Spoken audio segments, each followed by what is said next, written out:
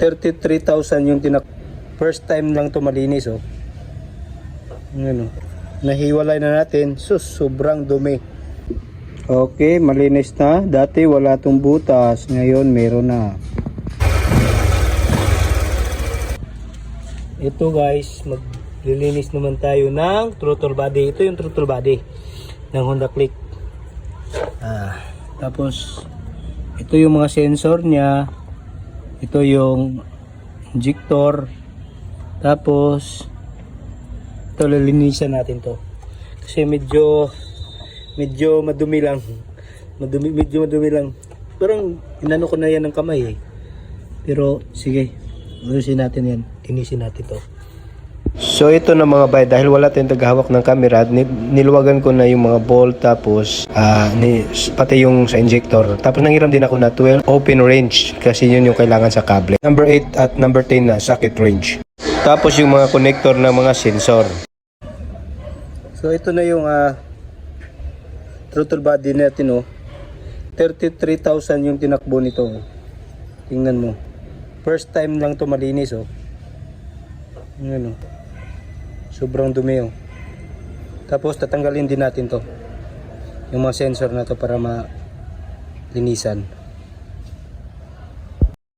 Ang diskarte ko dito mga bay is kinabit ko muna siya sa lagayan ng upuan para maluwagan ko lahat ng bolt ng sensor at ng dugtungan para mahiwalay ko yung throttle body. At syempre mag-ingat din tayo para hindi mabilog yung mga bolt.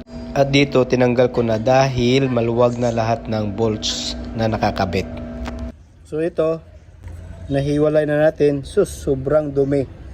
Tingnan mo naman yan, oh. Grabe yung dumi, oh. Grabe.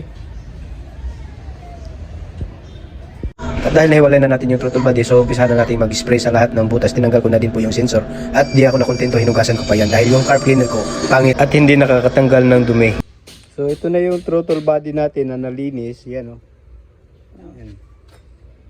Malinis na po yan. Basta sa pag-spray ng carb cleaner, dapat tanggalin nyo yung mga guma. Mga bay, ang nilinis ko talaga dito, pangalawang linis ko is yung tubig na may halong sabon. Inisprayan ko po yan ng Domex para matanggal yung langis kasi sobrang pangit talaga ng carb cleaner na nabili ko. Kaya hinugasan ko ng tubig. Pa-comment naman ako kung okay lang ba at na tubig yung ihugas dito. Okay, malinis na. Dati wala tong butas, ngayon meron na. Yan. Kakabit na natin to sa throttle body, tapos ikakabit na natin sa motor. So dito kinabit ko na yung sa hangin na pinakita ko sa inyo na nisprayhan ko, at kinabit ko na yung throttle body, yung mga cable, tapos yung sensor. Okay, so nakabit na po lahat, nabalik na po yung mga sensor, throttle body, air cleaner, pandarin na natin. Right? So na-reset ko na rin yung ECU.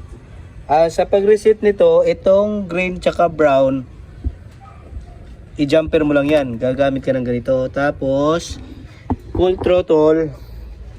Tapos, buksan mo susi. Pag nag-blink, matapos yung mag-blink yung check engine dito, tsaka mo bitawan, tapos patay. Tapos, bukas ulit. So, ito testing na natin to. Yun. Be? One click lang ba? Uy, brake. Yun. Feeling at feeling, oh. So, all goods na. All goods na. Nalinisan na rin eh. Boy, Jason. Yun. Ito yung coolant niya. Meron pa naman. So, all goods na. Para sa bakbakan. Let's go! At dahil natapos mo ang video dito, so pa-subscribe naman at pa-follow naman sa ating Facebook page. Salamat!